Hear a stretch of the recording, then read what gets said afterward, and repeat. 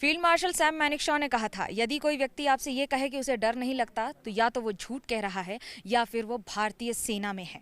इन दोनों बातों में सच्चाई कितनी है ये पूरे विश्व ने देखा है। बोफोर्स का इस्तेमाल 1999 में कारगिल में हुआ था और तिरंगा लहराने में भारतीय सेना को सफलता हासिल हुई थी। लेकिन पूर्वोत्तर भारत में भी बोफोर्स का इस्तेमाल लगातार हो रहा है। अरुणाचल हो या सिक्किम हो, और इस पूरे स्ट्रेच में यानी कि सिक्किम से लेकर अरुणाचल प्रदेश तक जहाँ जहाँ चीन के साथ सीमा है वहाँ बोफोर्स की तैनाती रहती है।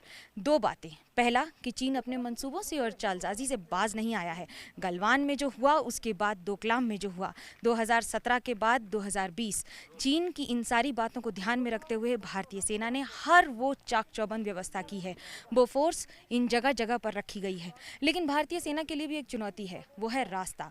खराब मौसम, बारिश और इन सब की वजह से जब इन इलाकों में भूस्खलन होता है तो इनको वहाँ तक ले जाना यानी कि सीमा तक ले जाना, अंतिम छोर तक, बहुत बड़ी चुनौती होता है।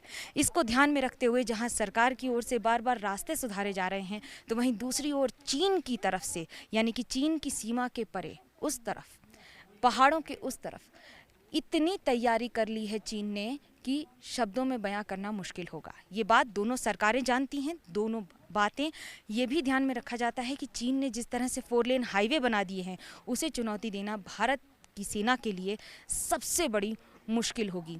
लेकिन भारतीय सेना ये भी जानती है कि उनका हौसला बुलंद है और जीत हमेशा हासिल की है। कैमरा पर्सन सूरज पांडे के साथ मनोज्ञा लोईवाल, सिक्किम, एबीपी न्यूज़।